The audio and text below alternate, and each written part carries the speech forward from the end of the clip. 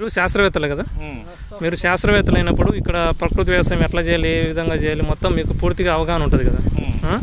మరి ఇక్కడ ప్రకృతి వ్యవసాయంలో అయితే ఇక్కడ ఇప్పుడుండే అట్టి మొక్కలలో అయితే జీవామృతం కావచ్చు, ఘనజీవామృతం కావచ్చు, తర్వాత ఈ మొక్కలకు కావాల్సిన పోషకాలకు సంబంధించిన అన్ని విధాలు పాటిస్తూ ఉన్నారు రైతులు.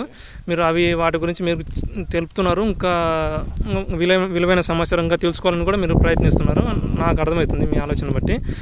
ఇదే కాకుండా అంటే మీరు ఏదైతే అట్టి చెట్టు ఉందో ఇక్కడ రైతులు ఎదుర్కొనేది ఏంటంటే నీటి సమస్య కావచ్చు, రకరకాల సమస్యలు ఎదుర్కొంటున్నారు. అది మీరు గమనించింది కూడా శాస్త్రవేత్తలుగా మీరు అది గమనించారు.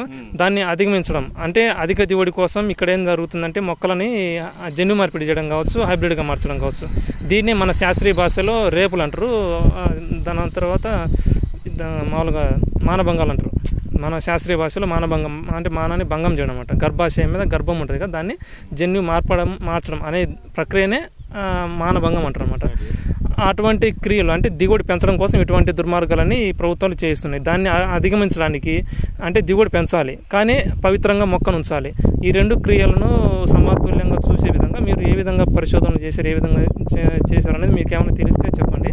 తెలియకపోతే నేను చెబుదాం అనుకుంటున్నాను. ఉదాహరణకంటే ఇంకా చాలా ఇప్పుడే ప్రస్తుతానికి అయితే మొత్తం చెప్పాను. ఉదాహరణకి ఈ మొక్కను అరటి చెట్టును చూసినప్పుడే నాకేం అర్థమైందంటే, ఇప్పుడు అక్కడ అరటి చెట్టు ఆకు ఉంది కదా, ఆకు మధ్యలో ఒక విత్తనం పెడితే, ఉదాహరణకి ఇది ఇక్కడ ఉంది కదా, ఇది ఇక్కడ విత్తనం పెడితే అక్కడ మొలిచి అక్కడ ఏమవుతుంది, అక్కడ విత్తనం పెడితే దీన్ని మొక్క నుంచి ఆహారం తీసుకొని ఆ విత్తనం కూడా మళ్ళీ ఆహారాన్ని ఇవ్వడానికి అంటే ఒకే మొక్క నుంచి రెండు ప్రయోగాలను అంటే ఉపయోగాలు అనమాట. అట్లా చాలా ప్రయోగాలు నేను చేద్దాం అనుకుంటున్నా, మీరు కూడా సహకరిస్తారని నేను అనుకుంటున్నాను. అట్లే దీన్నే మన భాషలో ఏంటంటే ఆకులో ఆకునై ఒక్కలో ఒక్కనై అన్న పాట కూడా ఉంది కదా, అంటే మొక్కలో ఇంకొక మొక్కను పెట్టడం అనమాట.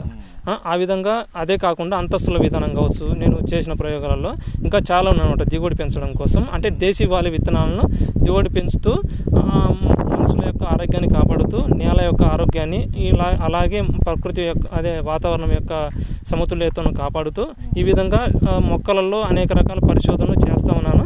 మీకు చెప్పింది ఒక 0.01% మాత్రమే అవగాహన కోసం మీకు. అట్లే నా ఆలోచనను ఇట్లా పంచుకొని మీరు కూడా గొప్పగా ఆలోచన చేస్తారని నేను ఆశిస్తున్నాను. అలా మీరు చేస్తారని కూడా నేను అనుకుంటున్నాను. చేస్తాం, మీరు చేసి చూడండి, దాని విధానాన్ని బట్టి మేము ఆచరణలో ప్రవేశపెడతాం.